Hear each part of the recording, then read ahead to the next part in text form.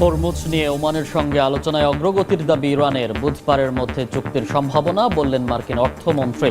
প্রণালী খুললে নৌ অবরোধ তুলতে রাজি ওয়াশিংটন। হামাস পুরোপুরি অস্ত্র জমা না দিলে গাজা ছাড়বে না ইসরায়েলি বাহিনী, হুঁশিয়ারি নেতানিয়াহুর। ধ্বংসস্তূপ থেকে উদ্ধার 2 পরিবারের 112 সদস্যের জানাজা, চোখের পানিতে দাফন। রোমে লেবানন ইসরায়েলের প্রথম দফার আলোচনা শেষ। যুদ্ধবিরতি নিয়ে স্পষ্ট জবাব নেই তেল আবিবের, দাবি বৈরুতের। সংলাপের মধ্যেই আগ্রাসনে অব্যাহত দখলদার বাহিনীর। এবং দাবানলে বিপর্যস্ত ইউরোপ আমেরিকা, ওয়াশিংটনের স্পোকেনে ক্ষতিগ্রস্ত 700-র বেশি ভবন। গ্রিস, নেদারল্যান্ডস, ফ্রান্সেও পড়ছে জনপদ। হরমুজ প্রণালী ঘিরে ওমানের সঙ্গে কূটনৈতিক আলোচনার ইতিবাচক অগ্রগতি হচ্ছে বলে জানিয়েছে ইরান। এই আলোচনায় নিজেদের সম্পৃক্ততার কথা জানিয়েছে ওয়াশিংটন। আলোচনায় অগ্রগতির কথা জানিয়ে শিগগিরই সমঝোতার আশা প্রকাশ করেছে যুক্তরাষ্ট্র। এদিকে সম্ভাব্য সমঝোতার খবরে আন্তর্জাতিক বাজারে কমেছে তেলের দাম। ইরানে হামলা বন্ধ থাকার পাশাপাশি কূটনৈতিক তৎপরতাও অব্যাহত রয়েছে হরমুজ প্রণালী ঘিরে। ইরান জানায় হরমুজ প্রণালী দিয়ে জাহাজ চলাচলের জন্য নিরাপদ নৌপথ নির্মাণে ওমানের সঙ্গে কারিগরি ও রাজনৈতিক পর্যায়ে আলোচনা ইতিবাচকভাবে এগোচ্ছে। ভবিষ্যতে প্রণালী দিয়ে নিরাপদ নৌ চলাচল নিশ্চিত করতে যৌথ একটি ব্যবস্থা গড়ে তোলাই এই আলোচনার মূল লক্ষ্য বলে জানান ইরানের পররাষ্ট্র মন্ত্রণালয়ের মুখপাত্র ইসমাইল বাঘাই। এদিকে ওয়াশিংটন বলছে এই প্রক্রিয়ায় তাদের সম্পৃক্ততা রয়েছে। মার্কিন পররাষ্ট্রমন্ত্রী মার্কো রুবিও জানান, চূড়ান্ত সমঝোতা না হলেও আলোচনায় উল্লেখযোগ্য অগ্রগতি হয়েছে এবং খুব শিগগিরই একটি চুক্তি হতে পারে। কূটনৈতিক সূত্রগুলো বলছে হরমুজ প্রণালী পুনরায় চালুর লক্ষ্যে একটি খসড়া সমঝোতা চূড়ান্ত করার চেষ্টা চলছে। আলোচনায় ইরানের পক্ষ থেকে নিরাপদ নৌ চলাচল নিশ্চিত করার বিনিময়ে দেশটির বন্দর সংক্রান্ত কিছু নিষেধাজ্ঞা শিথিলের বিষয়টি গুরুত্ব পাচ্ছে। বিশেষজ্ঞদের মতে এ সমঝোতা বাস্তবায়িত হলে দীর্ঘদিনের অচলাবস্থার পর ওয়াশিংটন ও তেহরানের মধ্যে সরাসরি আলোচনার পথও উন্মুক্ত হতে পারে। তবে নৌপথের নিয়ন্ত্রণ, টোল আদায় এবং পারমাণবিক কর্মসূচি নিয়ে এখনও মতপার্থক্য রয়ে গেছে। সম্ভাব্য সমঝোতার খবরে আন্তর্জাতিক জ্বালানি বাজারে ইতিবাচক প্রতিক্রিয়া দেখা গেছে। হরমুজ প্রণালীতে তেল সরবরাহ স্বাভাবিক হওয়ার আশায় আন্তর্জাতিক বাজারে অপরিশোধিত তেলের দাম প্রায় 4% কমেছে। তবে আলোচনার ইতিবাচক অগ্রগতির মধ্যেও নিরাপত্তা ঝুঁকি পুরোপুরি কাটেনি। ওমান উপকূলের কাছে হরমুজ প্রণালীতে একটি জাহাজে হামলার ঘটনা ঘটেছে। এতে একজন নাবিক নিখোঁজ রয়েছেন। আরবাইন উপলক্ষে ইরানের রাজধানী তেহরানে হাজারো শোকাহত মানুষের ঢল নেমেছে। মধ্যপ্রাচ্যে চলমান উত্তেজনা ও যুক্তরাষ্ট্রের নতুন সামরিক হুমকির প্রেক্ষাপটে এবারের শোক সমাবেশ পেয়েছে ভিন্ন মাত্রা। সমাবেশে যুক্তরাষ্ট্র ইসরায়েল বিরোধী স্লোগানে মুখর হয়ে ওঠে তেহরানের রাজপথ। আশুরার 40 দিন পর পালিত পবিত্র আরবাইন উপলক্ষে তেহরানে অনুষ্ঠিত হয়েছে বিশাল শোক মিছিল। কালো পোশাকে হাজারো মানুষ রাজধানী কেন্দ্র থেকে দক্ষিণাঞ্চলে একটি শিয়া পবিত্র মাজার পর্যন্ত প্রায় 20 কিলোমিটার পথ হেঁটে শোকযাত্রায় অংশ নেন। ইমাম হোসাইন এবং কারবালার শহীদদের স্মরণে এই আয়োজন শিয়া মুসলিমদের অন্যতম ধর্মীয় বৃহৎ অনুষ্ঠান হিসেবে বিবেচিত হয়। প্রতি বছর আরবাইন উপলক্ষে লাখো তীর্থযাত্রী ইরাকের কারবালায় সমবেত হন। তবে যারা সেখানে যেতে পারেন না তারা ইরানের বিভিন্ন শহরে একই ধরনের শোক সমাবেশের আয়োজন করেন। রাষ্ট্রীয় গণমাধ্যম জানিয়েছে তেহরানের পাশাপাশি দেশের বিভিন্ন এলাকাতেও ব্যাপক অংশগ্রহণে আরবাইনে কর্মসূচি পালিত হয়।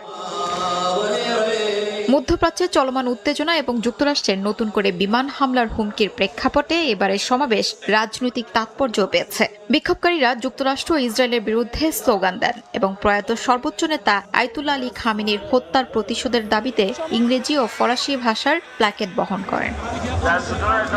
শোক সমাবেশ জুড়ে অংশগ্রহণকারীদের জন্য স্বেচ্ছাসেবীরা বিনামূল্যে খাবার, পানীয় এবং বিভিন্ন সেবার ব্যবস্থা করেন। ধর্মীয় আচার অনুষ্ঠানের পাশাপাশি আরবাইনকে শিয়া মুসলিমদের ঐক্য, সংহতি এবং আত্মত্যাগের চেতনার শক্তিশালী প্রতীক হিসেবেও দেখা হয়। এবার এই সমাবেশও সেই ধর্মীয় আবেগের সঙ্গে আঞ্চলিক রাজনৈতিক বার্তাও স্পষ্টভাবে উঠে এসেছে।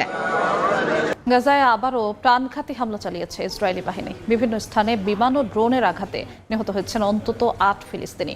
দেইর আল বালার আল আকসা শহীদ হাসপাতালের ওষুধের গুদামে আক্রমণ চালিয়েছে দখলদাররা। এই ওষুধের গুদামে ছিল ডায়ালাইসিস রোগীদের জন্য প্রয়োজনীয় চিকিৎসা সরঞ্জাম। এদিকে পশ্চিম তীরে নেতানিয়াহু বাহিনীর অভিযানে বেশ কয়েকজন ফিলিস্তিনিকে আটকের খবর পাওয়া গেছে। রাতের আধারে আবারও কেঁপে উঠল গাজা। ইসরায়েলের বিমান ও ড্রোন হামলায় গাজা সিটি, দের আল বালা এবং খান ইউনুস এলাকায় বেশ কয়েকজন ফিলিস্তিনি নিহত হয়েছেন, আহত অনেকে। সবচেয়ে বড় ক্ষতি হয় দের আল বালার আল আকসা শহীদ হাসপাতালের পাশে থাকা ওষুধ সংরক্ষণাগারে। কর্তৃপক্ষ বলছে ডায়ালাইসিস রোগীসহ জরুরি চিকিৎসার জন্য প্রয়োজনীয় ওষুধ, স্যালাইন ও চিকিৎসা সরঞ্জামের বড় অংশ ধ্বংস হয়ে গেছে। হামলার আগে ওই এলাকা খালি করার নির্দেশ দেয় ইসরায়েলি সেনাবাহিনী। তাদের দাবি, গোয়েন্দা তথ্যের ভিত্তিতে হাসপাতালের কাছেই হামাসের একটি অস্ত্রাগার বা গোপন ঘাঁটিতে হামলা চালানো হয়েছে। অন্যদিকে গাজার স্বাস্থ্য মন্ত্রণালয় হাসপাতালের ওষুধের গুদামে হামলাকে জঘন্য অপরাধ আখ্যা দিয়ে অভিযোগ করেছে। চিকিৎসা ব্যবস্থাকে অচল করে দেওয়ার লক্ষ্যে এমন কার্যক্রম। এদিকে গাজা সিটির সাবরা এলাকায় ধ্বংসস্তূপ সরিয়ে প্রায় 2 সপ্তাহের উদ্ধার অভিযান শেষে আরও 112টি মরদেহ উদ্ধার করেছে স্থানীয় কর্তৃপক্ষ। নিহতদের মধ্যে 40 শিশু, 38 নারী এবং 7 জন প্রতিবন্ধী ব্যক্তি রয়েছেন। উদ্ধারকারীরা জানান, ভারী যন্ত্রপাতির অভাবে আরও অন্তত 157টি মরদেহ ধ্বংসস্তূপের নিচে আটকে রয়েছে। বিস্ফোরণের তীব্রতায় অনেক মরদেহ কংক্রিটের সঙ্গে মিশে গেছে বলেও জানিয়েছেন তারা।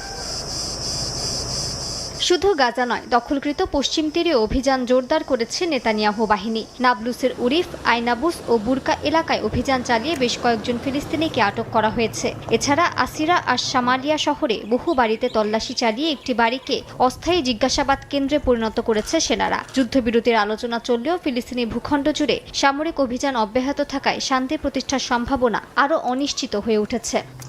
লেবাননের প্রতি ইঞ্চি ভূমির ওপর জনগণের অধিকার আছে বলে সাফ জানিয়ে দিয়েছেন দেশটির সেনাপ্রধান। শহীদদের আত্মত্যাগ বৃথা যাবে না বলেও আশ্বাস দেন তিনি। এর মধ্যেই লেবাননের দক্ষিণাঞ্চলে অব্যাহত আছে ইসরায়েলি সেনাবাহিনীর হামলা।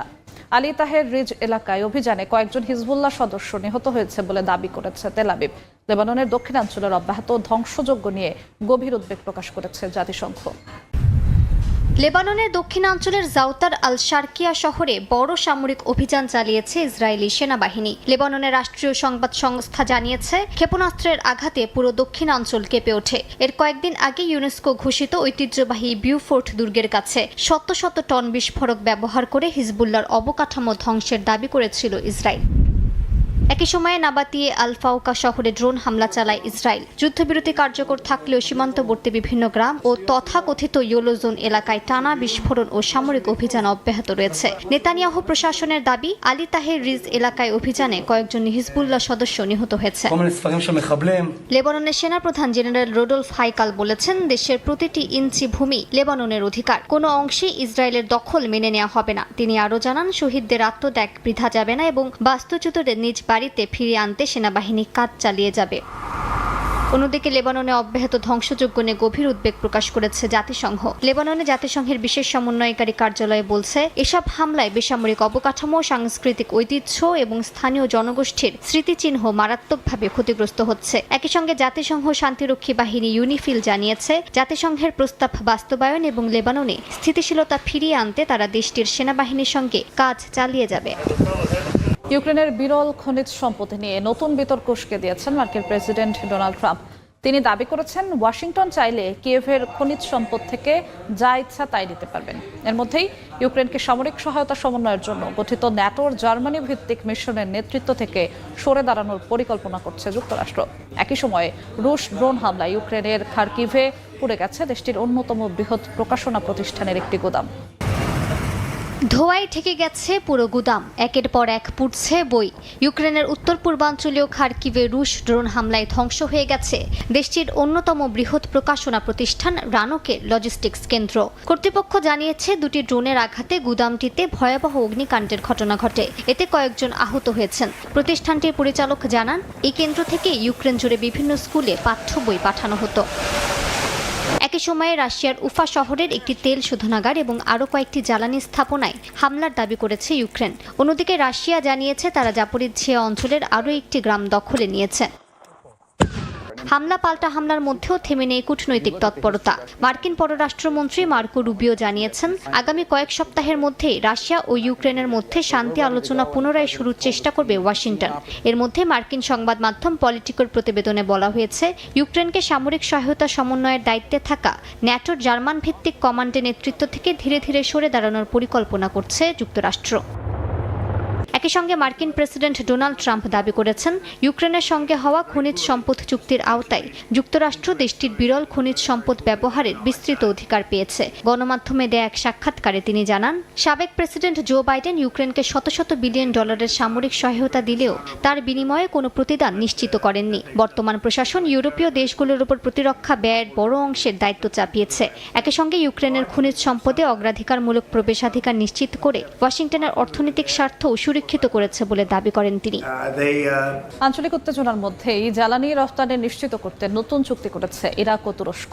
1 বছরের এই চুক্তির আওতায় তুরস্কের জেইহান বন্দর হয়ে প্রতিদিন অন্তত 7.5 লাখ ব্যারেল অপরিশোধিত তেল রফতানি করবে ইরাক। দেশটির প্রধানমন্ত্রী আলী আল জাইদি জানান, এই চুক্তি বাস্তবায়নের পাশাপাশি তেল, বিদ্যুৎ, পানি সম্পদ সহ বিভিন্ন খাতে দীর্ঘমেয়াদী সহযোগিতার জন্য একটি বিস্তৃত কাঠামোগত চুক্তি চূড়ান্ত করার কাজও এগিয়ে নেওয়া হবে।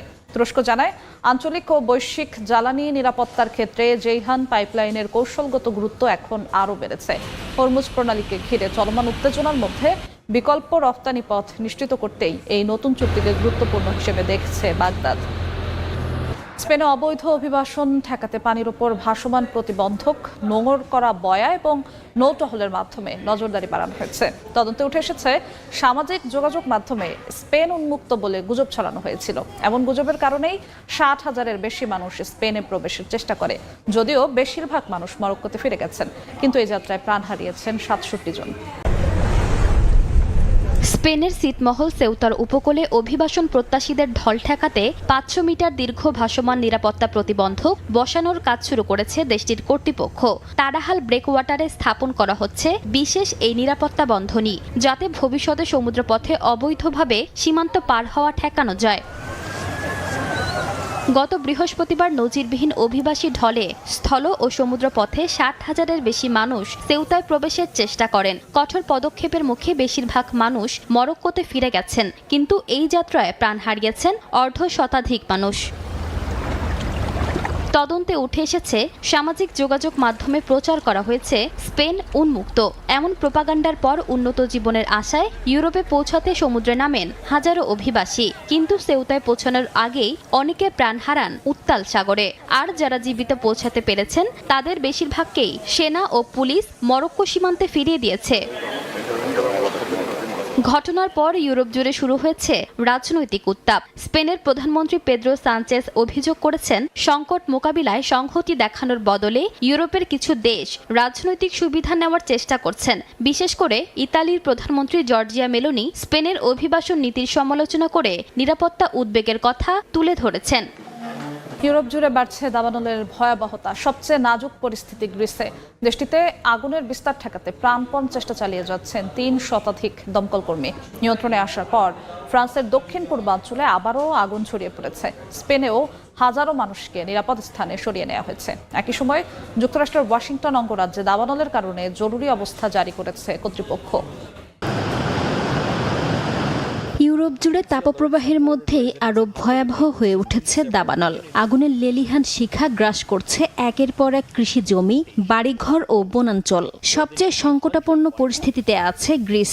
প্রবল বাতাসে আগুন ছড়িয়ে পড়েছে দেশটির করেন্থ উপসাগর তীরে জনপ্রিয় পর্যটন কেন্দ্র পোর্তো জেরমেনোয়, যার নিয়ন্ত্রণে প্রাণপণ চেষ্টা চালিয়ে যাচ্ছেন 3 শতাধিক দমকল কর্মী। এরই মধ্যে একাধিক জনপদ থেকে বাসিন্দা ও পর্যটকদের সরিয়ে নেওয়া হয়েছে।